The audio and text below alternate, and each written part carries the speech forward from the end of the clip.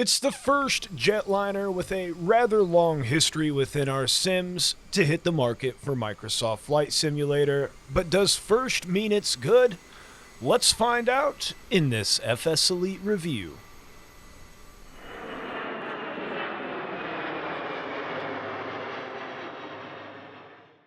What's up, guys? Ronnie back, and this time we're in the new Aerosoft CRJ 550 and 700 for Microsoft Flight Sim. I was eager to get a jet that had more to offer than the default ones, something that flew a little closer to the real thing, something that had a little more system depth, something that could take a proper flight plan. Being familiar with the P3D and FSX versions of this aircraft, and having put many hours in it doing some of my favorite local hops, I had a general idea of how this plane operated going in. I wasn't expecting any crazy system depth that would require me to study for hours on end just to get to grips with it, but I also knew I wouldn't get as simple as default, and what I got was, well, let's get into it. The install process is pretty cut and dry using the auto installer provided. The main thing they wanted me to know in the installer was that my sim may be unresponsive for a while after the first load, and that was normal behavior. Good thing too, because I definitely would have shut the sim down thinking it froze, but it came out of it no problem. Now that we got the plane installed, let's dive into what it's like in the simulator. For starters, using the autopilot made me want to rip my hair out. It appears most of the time, but not every time. You have to hit the buttons twice to get them to work. Here in this example, I'm just trying to get the aircraft to hold a vertical speed, and you can see it kind of just has a mind of its own.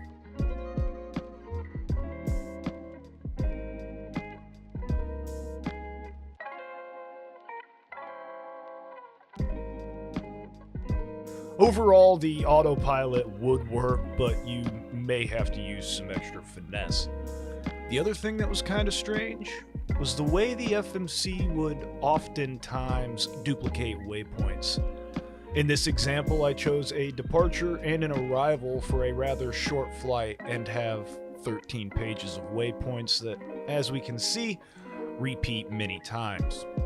Little disclaimer, I did go as far as to use Navigraph to update the AirX cycle of this aircraft because it was a listed feature, so I'm not sure if the AirX cycle update caused some extra weirdness here or if it's solely related to the plane as well. But in either case, using the autopilot and FMC required more attention than normal just to make sure things were on the up and up. Other things like the autopilot intercepting a glide slope on an ILS approach, or network connectivity for the EFB to have Navigraph charts, for example, were listed restrictions of the simulator according to Aerosoft. Even with the, for now, buggy autopilot and wonky FMC operation, I still found enjoyment flying this CRJ from Aerosoft in Microsoft Flight Sim. The FMC will take a SID, star, approach, and airways, albeit sometimes more than I bargained for, and as mentioned before, your mileage may vary with the autopilot capturing an ILS for you, but the instruments do show the info you need to at least hand fly it. I couldn't get mine to intercept at all. Another team member reported his did, and I saw a Facebook video of one guy's trying to max 8 him to oblivion. If you don't get the reference, it tried to nosedive to the ground. He landed and no one got hurt, FYI. The sounds though, I think the sounds are great in my opinion. Have a quick listen to a takeoff. Ladies and gentlemen, the captain has advised that we are now cleared for takeoff.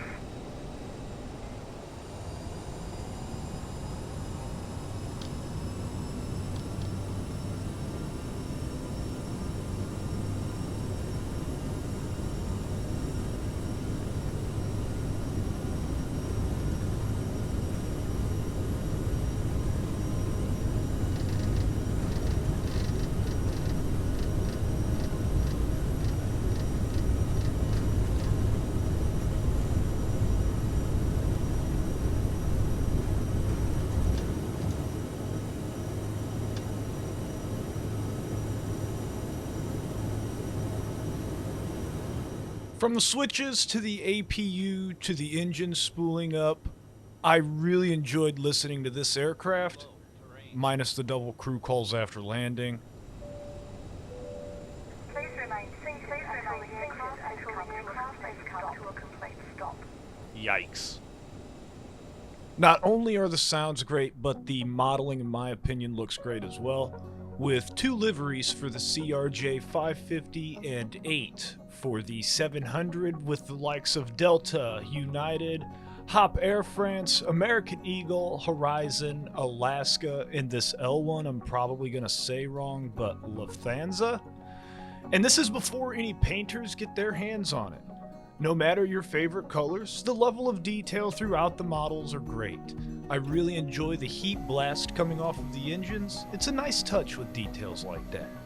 These details outside carry into the cockpit as well. For example, I can refuel the aircraft using this refueling panel located behind the co-pilot seat.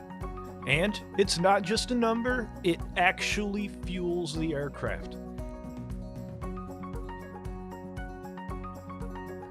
I can also use the EFB to load fuel and/or passengers into the aircraft, which is a feature I'm always fond of myself. Also on the EFB tablet is the checklists, which can also be found in the plethora of documentation that come with this aircraft, which you can access from the community folder. The EFB also can control ground vehicle and service options, aircraft maintenance, and an options tab for various settings related to the Aerosoft CRJ. The cockpit lighting can look fantastic, especially with the right time and weather present outside the cockpit, and the flight dynamics feel close but only close. At times, I questioned how a fully loaded CRJ 700 can achieve a 4,500 foot per minute and higher ascent rate right after takeoff, then struggle to reach 30,000 feet without maximum thrust, but I'm also not a licensed CRJ pilot, so take that with a grain of salt. Overall, I think the aircraft is in an early state, but still offers enjoyment to fly. As with the simulator, this aircraft over time will receive updates, and I have confidence these bugs that are present in the autopilot and flight computer will be fixed with time. They don't stop the plane from flying, and unlike Microsoft's updates, which tend to break things, Aerosoft tends to consistently fix and/or improve with time. I've seen it firsthand numerous times from them. For about $50.99 US, this aircraft can be yours, and I don't think that's a bad price, but I also think we should have more of the restrictions and sim limitations that are currently present on the store page. We received 2 documents outlining various nuances and/or restrictions, and when I go to the store page, I see one about the charts on the EFB and network connectivity.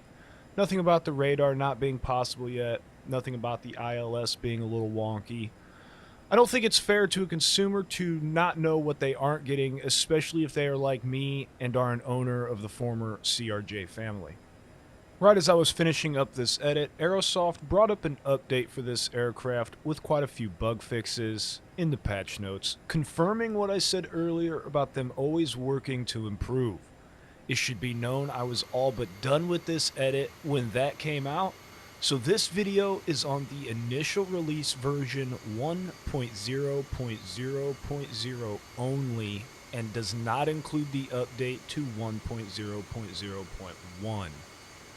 Anyway, I hope you guys enjoyed this review of the CRJ 550 and 700 from Aerosoft, and of course your feedback is welcome in the comments section below. If you didn't like this video, you can go ahead and thumbs down, but if you did enjoy this video, hit like, get subscribed, and ring the notification bell so you don't miss another upload. Again, this was Ronnie, and as always, thanks for watching, and until next time.